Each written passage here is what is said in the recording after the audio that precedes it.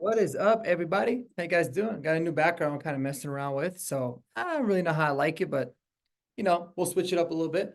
Laid back today on this beautiful Wednesday. It's March 27th. Hope you guys are all having a great day so far. So just wanted to make a quick video for you all. For those of you who watching this video for the first time, I appreciate it. A like, a comment, and if you hit that subscribe button, it'll always be something that we'd appreciate too. Well, my name is Mark. I'm a Denver native, man, huge sports fan, and I just really wanted to create this channel to meet new people, to get some engagement from some of those fans that don't necessarily get a voice. And I'd love to invite all you guys to come join me on the channel. Let's debate, let's talk, let's have some conversation. So I appreciate it. Big news day today, guys. It's a lot to cover, which has been nice, given that the Broncos have kind of been a little bit of a snooze fest the last few days, but I guess weeks now, and people are snoozing on us, and that's fine. That's honestly how I like it, and it's extremely refreshing to finally be in a full-blown rebuild and building this thing out the right way. But to have any kind of expectations of how the 2024 season is going to be in late March is crazy. But what I can assure you is it ain't going to piss you off as much as the last 8 years have. So that's going to be fun. Anyways, man, big news of the day starting. Broncos signed an offensive player. You guys are not going to believe this. And I'm personally a big fan, and I'll tell you guys why. The Broncos have signed Josh Reynolds to a 2-year contract for up to $14 million. Don't know what the guarantees or anything are yet. And I like this signing a lot. I think we needed to add to the wide receiver room. I have made videos in the past talking about how I liked it. I like the way that the room is constructed now, and I do think we'll probably still add another rookie or some young guys. But I like it. I like the signing a lot. 2 years, $14 million. This is somebody he's obviously going to make the team, and he's going to have a role. So I think it probably puts Brandon Johnson on notice, potentially Tim Patrick, but we'll see. But I'll tell you why this is going to be a really good fit, and why I genuinely 100% believe that this is an upgrade to Jerry Jeudy, specifically for this offense. Now, I want to preface by saying this. There was nobody, people that know me, there was nobody that was a bigger Jerry Jeudy fan than me. I was thrilled, and I ate a lot of crow for that take, because he just hasn't panned out. But this guy's going to be a much better fit for what it is that we do and what it is that we're wanting to do offensively. He's great in the red zone. He's got an absurd catch rate. And his PFF grades in terms of overall are in line or better on most things than Jerry Jeudy. But here's the really, really big thing that caught my mind and caught my attention. Right? As a run blocker, run blocking grades for Josh Reynolds, it's close to 70. It was like 68.9. And he was ranked 9th in the NFL of all eligible receivers in terms of run blocking. And guys, go on YouTube and put like Josh Reynolds block, or just Google search it. This guy's nasty. He lays some people out. And that's the kind of stuff that Sean Payton loves. He's still fairly young. He's 29, so he's not that old. But pretty big guy. I actually didn't realize how big he was. I've always kind of watched him when he was in Detroit with the Rams, so I've always thought he was a good player. And he seems to make big plays in big moments for the most part. The NFC Championship game, whatever, those kinds of things happen. There was a lot more that went into it, but he's a good player, man. And a 70 run grade is amazing. Jerry Jeudy is a run blocker, was a 46, and that was ranked among the worst. So different styles of player. Obviously, it's not like I'm going to sit there and say Jerry Judy's like capable of blocking like Josh Reynolds is from a physical standpoint, but that's huge, and that is one thing Sean Payton obviously loves. He loved it with all of his receivers. It's the main reason little Jordan Humphrey is on this team. So this guy can bring that, but he could play more snaps. He played a lot of snaps with Detroit last year. I did not realize he was essentially a starter. Played over 1,000 snaps. And he's a touchdown getter, man. He when he gets his opportunities, because he doesn't get a lot. He plays a lot of snaps, but they run the ball a lot in Detroit. And he also doesn't get a ton of, balls thrown to him. I think 61 targets, but 40 catches, something along those lines, 5 touchdowns. Jerry Jeudy had 2 last year. So it's just, the guy seems like when given more opportunities to throw the ball, he makes plays in times where Jerry Jeudy maybe did not make plays. And his passer rating when targeted is like 116 or 118, which is awesome. And then Jerry Jeudy's is like in the 60s.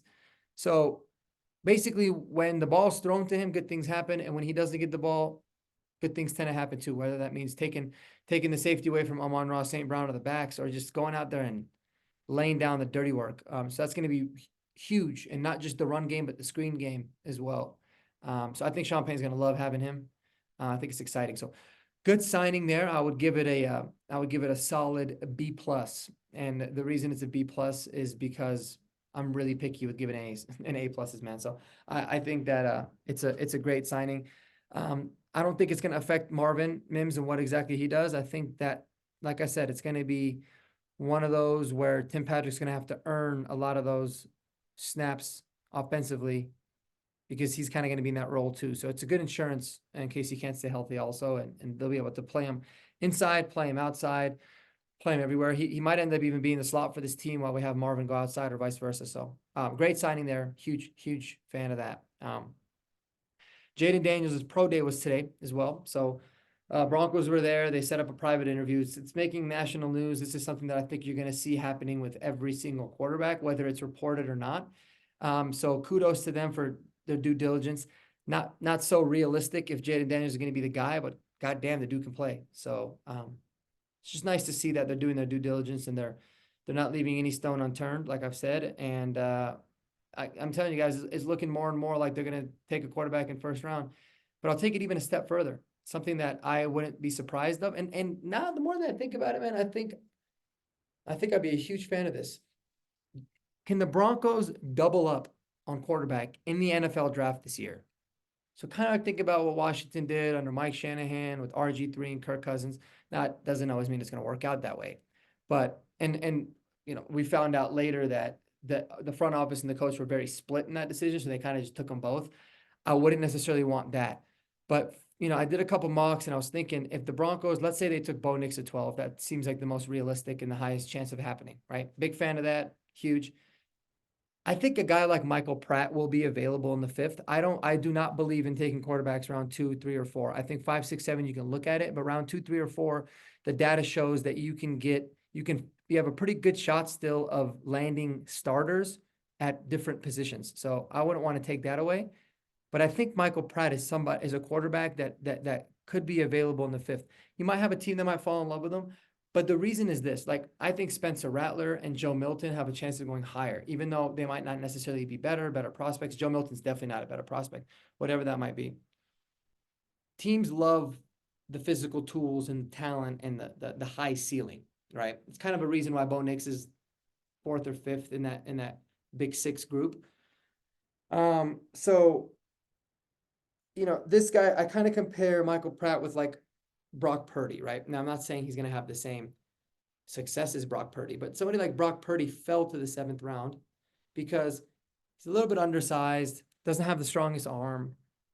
Nobody really felt like he had that ceiling, which may or may not still be true. But I mean, whatever he's playing at now is really, really good.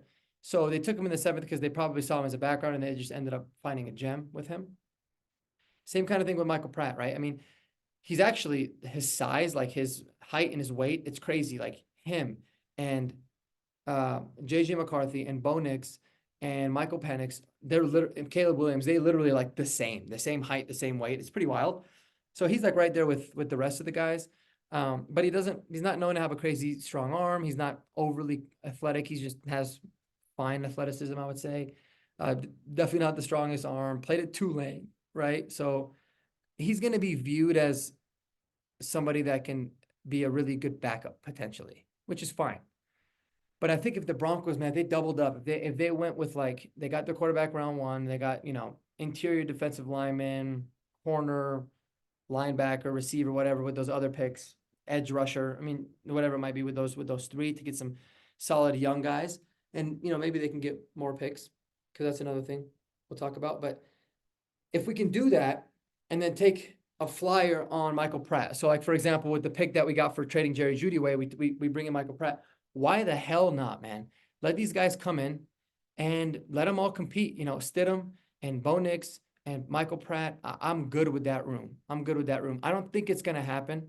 I think we're probably going to end up signing another vet and then bringing in a rookie.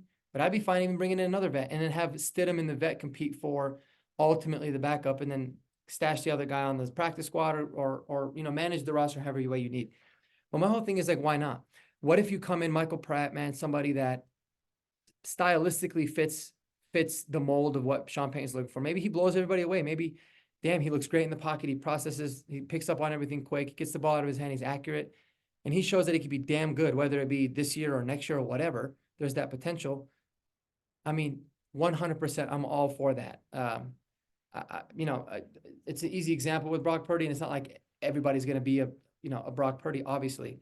But even if he didn't work out to be as good as he has, just showing those flashes and knowing that you have a really, really good backup, somebody that can come in and compete and contribute, I'm all for that good stuff. So something that I wouldn't be surprised for, I'm actually a huge advocate of, and love to see what you guys' thoughts, are on that. So, hit me up on the comments. Let me know what you think.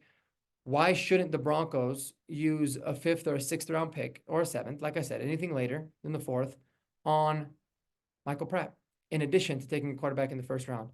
I think it's smart. I think it only makes sense. And it's something that honestly, every year you should do, even if you have your guy. It's just good business, man. It's a smart thing to do. Because at that point, you look at the data, rounds 5, 6, 7, you basically have the same hit and miss rate roughly across the board, right? With all positions. So that's why in those rounds, taking those dart throws at quarterbacks is smart, because they can pay really, really big dividends. So appreciate y'all riding with me. Hope you have a wonderful rest of your day. And let me know what you think. Peace out and mile high salute, guys. Later.